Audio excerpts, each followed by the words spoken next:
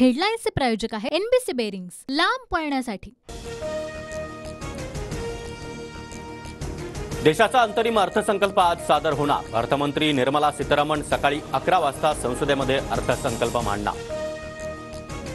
आज मोदी सरकारच्या दुसऱ्या टर्ममधील शेवटचं बजेट सादर होणार। आगामी लोकसभा निवडणुकीच्या पार्श्वभूमीवर लेखानुदानामध्ये मोठ्या घोषणांची शक्यता। आताचं अर्थसंकल्पीय अधिवेशन गदारोळ करणाऱ्यांसाठी पश्चातापाची संधी। मोदींचा विरोधकांना टोला, तर नवीन सरकार आल्यावर पूर्ण बजेट घेऊन येणार, मोदींचं वक्तव्य। आमदार रोहित पवारांची आज ईडी चौकशी। बारामती अॅग्रो कंपनीशी संबंधित रोहित पवारांची दुसऱ्यांदा चौकशी होणार।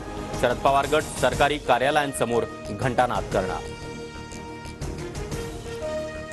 उद्धव ठाकरेंचा आज रायगड लोकसभा मतदारसंघात दौरा। पेण, अलिबाग आणि रोहामध्ये उद्धव ठाकरेंची सभा होणार।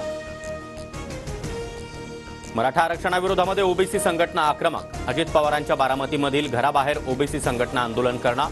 ओबीसी समाजावर अन्याय झाल्याचा संघटनांचा आरोप। ओबीसी वेलफेअर फाउंडेशनचे मंगेश ससाणे यांची मराठा आरक्षणाच्या अधिसूचनेला आव्हान देणारी याचिका आज सुनावणी। आम्ही देखील 2 दिवसात वकिलांची टीम तयार करणार, जरांगेंची प्रतिक्रिया। हिम्मत असेल तर मंडल आयोगाला आव्हान द्या, भुजबळांचं जरांगेंना ओपन चॅलेंज। तर मंडल आयोग चॅलेंज होतो, मात्र इतरांचं वाटोळं करून स्वतःचं कल्याण करून घेणार नाही, जरांगेंचं उत्तर। भुजबळांची मंत्रिमंडळातून हकालपट्टी करा। भुजबळांच्या राजीनाम्यासाठी शिंदेंचे आमदार आक्रमक। राजीनाम्यावर बोलण्यास मात्र भुजबळांचा नकार।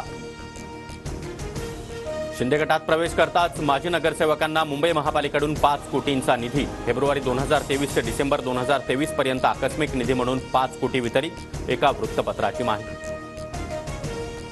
ठाकरे गटातील दापोलीचे माजी आमदार सूर्यकांत दळवी भाजपच्या वाटेवर। आज चंद्रशेखर बावनकुळेंच्या उपस्थितीत पक्षप्रवेश होणार।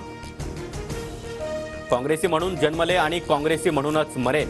माझ्या भाजप प्रवेशाच्या केवळ अफवा, मी काँग्रेसमध्येच राहणार। काँग्रेस आमदार प्रणिती शिंदेंचं कार्यकर्त्यांना आश्वासन।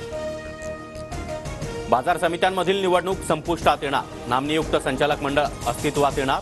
बाजार समित्यांवर आता राज्य सरकारचं वर्चस्व राहणार। नागपूरच्या लक्ष्मीनगर, धरमपेठ आणि हनुमाननगर मधील पाणीपुरवठा उद्या सकाळी 10 वाजेपर्यंत बंद। पाणीपुरवठ्याची गुणवत्ता सुधारण्यासाठी 24 तासांचं शटडाऊन।